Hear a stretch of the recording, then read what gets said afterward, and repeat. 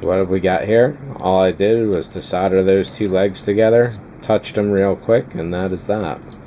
So now with this leg bent down in place, that should actually hold this blue one in place.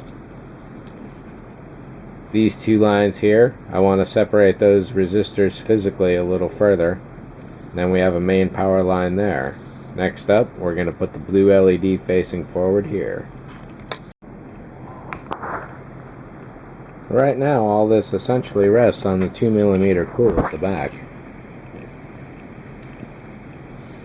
All I've done here is to wire this guy up. I'm going to get a little extra black wire and connect these two here.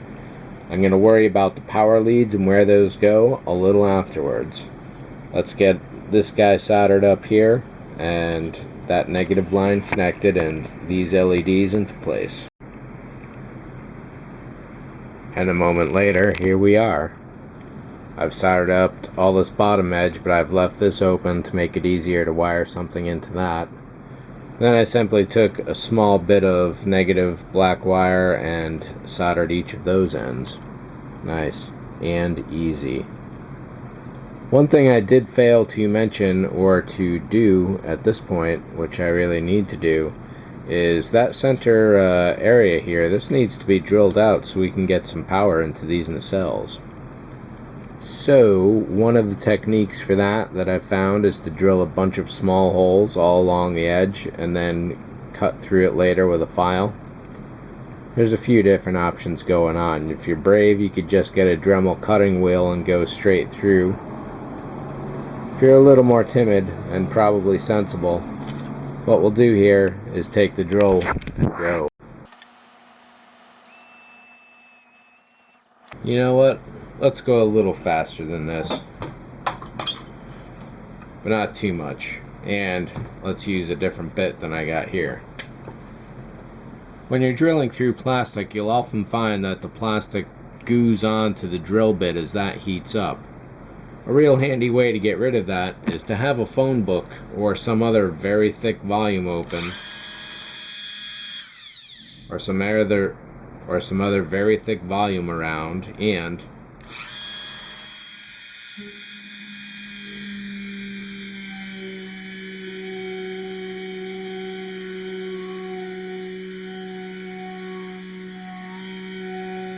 what'll happen is, as the drill sinks into the paper, all the plastic will get kicked away.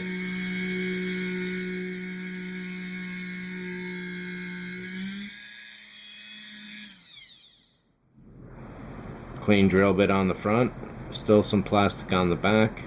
Let's step up the speed just a little.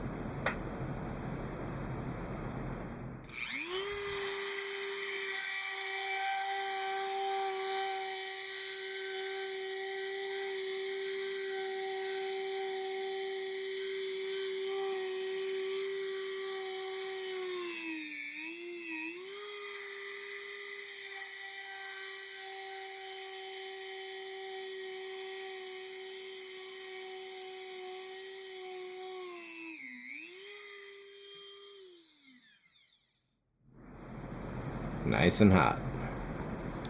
So I've got here what I think is a 3mm bit. I'm set at 20,000 RPM.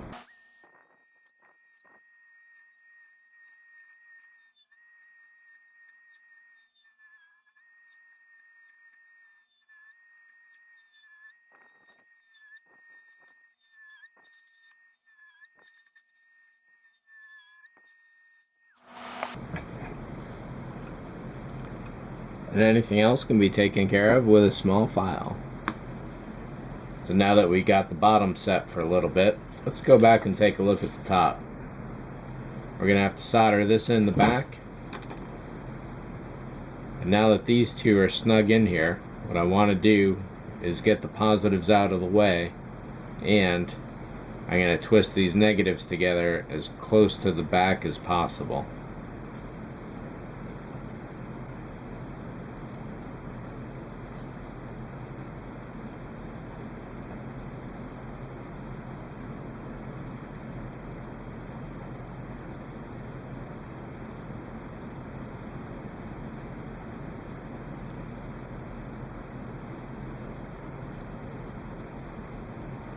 I'll bend that down to the side just a little so it's out of the way.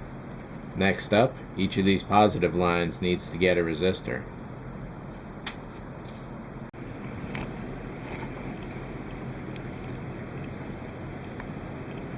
And here's a close-up of what it should look like after you've soldered all the bits. Again, we're going to chop these two long legs off and we're going to use the resistors to connect to the next section. However you get it set up, you got to keep this into the tightest possible space that you can possibly fit it. We're going to take those leads and solder them to that right there. I don't know if I'll be able to get that process on video, but we'll certainly take a look at the results, which should speak for themselves. And as always, be sure to test your work as you go along. You don't want to find out afterwards that you've made some terrible mistake.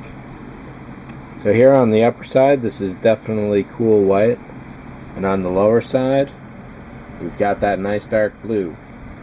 It shouldn't interfere at all, and once we've got the blue from the bottom working in there as well, it'll be all right. Two reds in the front, powered by some really tight wiring in the back. Let's take a closer look at that.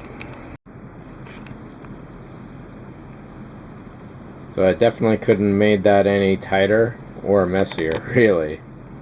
What I want to do now, though, is take some Elmer's rubber cement, get a glob of that,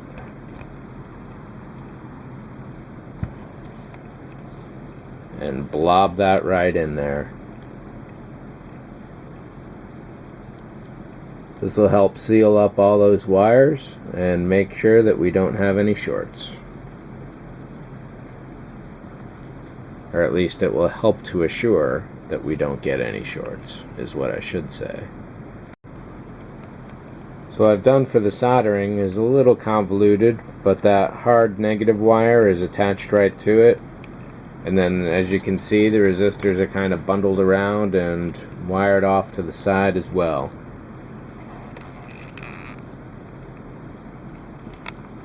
Putting Elmer's rubber cement all over those pieces definitely helps out, and having such a good solder means that this piece is pretty much sitting in here without even having to glue it or anything.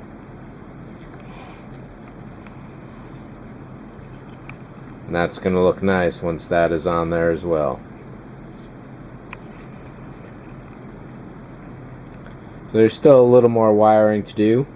The real tricky part is going to be assembling the top half and the bottom half, but before we get to that point, let's make sure we've got everything taken care of first.